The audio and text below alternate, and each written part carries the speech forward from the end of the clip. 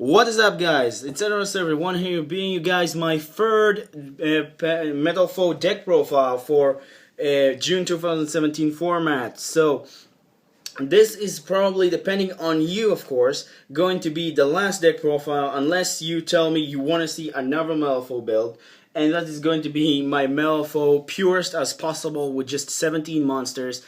That, depending on you, tell me in the comment down below. But this is the third and for now final Metalfoe build for probably going to be a very long time until we see more play for them. But other than that, basically what this deck does is utilizing the Metalfoe monsters, which are fire, to summon the fire invoked. So it's really fun, it's really good, and it has a really okay synergy because you don't mind your Alistair being popped and being the graveyard for your Metalfoe scales.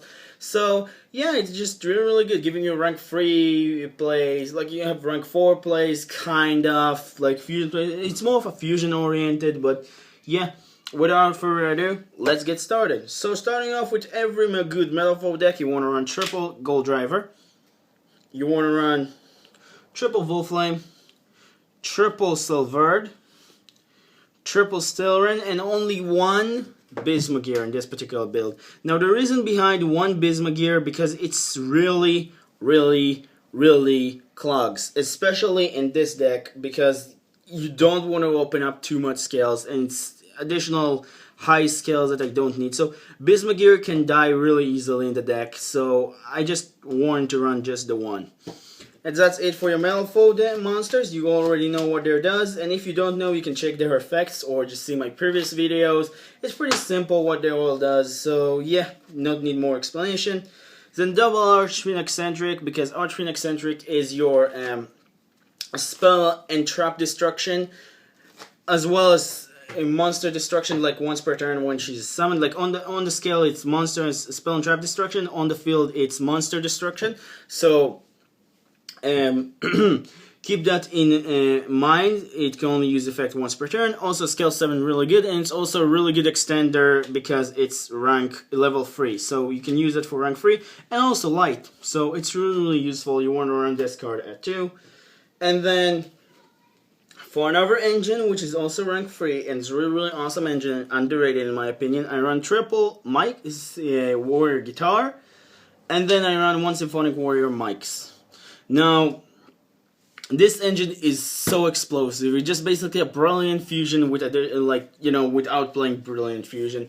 Because this, what it does, it's just brilliant fusion for pendulums. So this card, what it does, while it's in the scale, you can discard one monster and one card from your hand, special summon one Symphonic Warrior monster from your deck, except Guitar. So the one you want to special summon is Mike's. And what Mike's does, and when it's normal or special summon, you can normal summon one monster in addition to your normal or summoning set. So it's just any normal summon. It doesn't have to be like Invoked normal summon. It doesn't have to be a Metalfoe normal summon. It doesn't have to be a Symphonic Warrior normal summon. I'm sorry, I just skip away. You can get any normal summon you want. It doesn't have to be the specific for this archetype. So it's really awesome. Then it's Pendulum Effect. Unless you have a Symphonic Warrior in your other Pendulum scale, it becomes 4. So that's why we don't run this card more than 1. And during your end phase, you can target one of your banished Symphonic Warrior monsters, add it to your hand. So it's, if you open up with this, it's still can be useful if you have like Guitar banished or whatever and you want it in your hand. It's okay, I guess, but you don't need more than 1 in this. Like, it just really okay at 1. Guitar also have a nice effect. When it's normal summon, you can special summon a Symphonic Warrior monster from your graveyard. So let's just say you have another Guitar in your graveyard, you can special summon it and go rank 3. So it's really awesome, really nice engine, and it's also another skill 7, so it's pretty okay. Now if you open up with one of these, it's still not dead. And then for our last monsters, first off, for our last monsters, I run triple Alistair because it's an Invoked deck. It's played with Invoked, so you want to see Alistair in your opening hand, and you don't mind popping it like I said, and you're still getting advantage. Then for hand traps, this is the only one I'm running hand traps in this particular up to now, like, versions. I run 2 Ghost Ogre because Ghost Ogre really helps. It have a lot of synergy. First off, it's light. Second, it's a really good hand trap.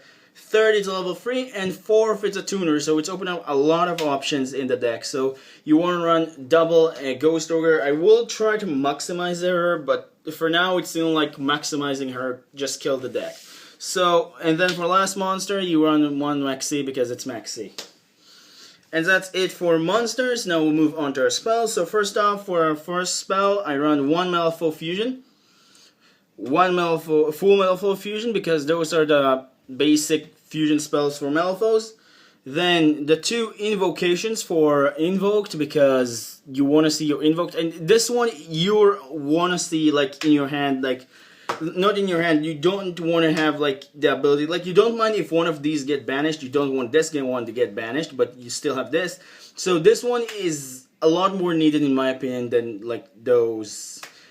So I was considering cutting it down to one and just running a Book of Law for fun, but it's felt like it's pretty dead to run just the one, so it's pretty bad. So yeah, that is our fusion spells, and to search off our invoked spells, invoke aspect, sorry.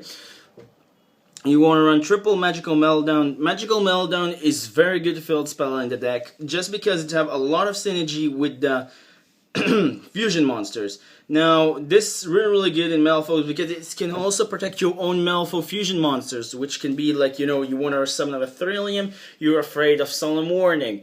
Well, the Solemn Warning will not activate, or the Solemn Strike, or whatever. It just really will help the deck, and just awesome. It just have a lot of synergy, and that's why I run 3 of. And to search it, unfortunately, I have only place for one Terraforming, but it's really okay. You run 4 copies in the deck, and you run 3 else. It's pretty okay to just run just the ones Terraforming. It's not that bad. And then for other searching spells, you want to run double Summoner's Art, because Summoner's Art, add your Wolflame to your hand. Double Painful Decision, because it's foolishing cards to your graveyard, and it's adding a monster to your hand. Unfortunately, once again, I have to proxy. And then lastly, one Emergency Teleport. Now, it might sound strange, but Emergency Teleport is a really good card in the deck, because first off, it's tune out one of your Metalfoe monsters if you need them. So it's help you your rank freeze if you're going with a guitar or whatever, and you want like use it, or which is the one most play I go into, I use it on my Ghost Ogre if I have like a second one in the deck and I know that if I extend the board it's probably going to kill my opponent, so I run one Emergency Teleport just for this particular clutch play. And that's it for spells. Now we'll move on to our traps. Just 2 trap though. I run one Metalfoe counter and one Metalfoe combination, which combination is very, very good in the deck, but I just need the one because more than one in dead. What's really good about combination in this deck particularly is like, let's just say I fusion summon pick a trio, and I send one of the materials from my hand to the graveyard, and this is face up on the field. I can basically, let's just say I send a Gold Driver to my graveyard, which is a level 4, and because I fusion summoned, I can special target one Metalfoe monster in my graveyard with level lower than a fusion monster and special summon it to my side of the field. So it's pretty nice. It just recycle a lot of stuff. Now it's just good at 1 because I can pop it and get a search and just next turn to just set it again. You just don't need more than 1. In my opinion, more than 1 is dead. And counter because it's counter. So you want to run 1 and 1 in my opinion. That's pretty much enough. And that's it for our main deck. Now we'll move on to extras. So first off, for Metalfoe's fusions, 2 Mithrilium because you all know what Mithrilium does. 1 Alkahest because Alkahest, and the 1 Oracle because you just need the 1 Oracle. I was considering running also a Adamante, but it's felt like Adamante is pretty dead in the deck because I don't have the place and I just want to place for something else. So yeah. Then for Invoked fusions, I run double Purgatrio, because Purgatrio is the most important fusion in the deck. Now Purgatrio, what it does, if you don't know, it's have 3 awesome effects. So the first one, you get 200 attack for each card your opponent control. So it's pretty awesome. Second effect, it basically can attack all monsters your opponent control. 1 each. And third effect, which is also awesome, if your opponent is cowering in defense position, it's another piercing damage. So if you use this with Oracle, which is possible to do first turn, you can burn your opponent like you can inflict so much piercing damage to your opponent, which is so fun. Then For additional invoked fusions, I run double Makaba. Now, I was considering running it at 1, but it's the most important invoked fusion, so I decided to run it at 2, and I have ways to bring it out, so it's okay, I guess. I might consider cutting it down to 1 and just run another invoked fusion, but it's okay at 1.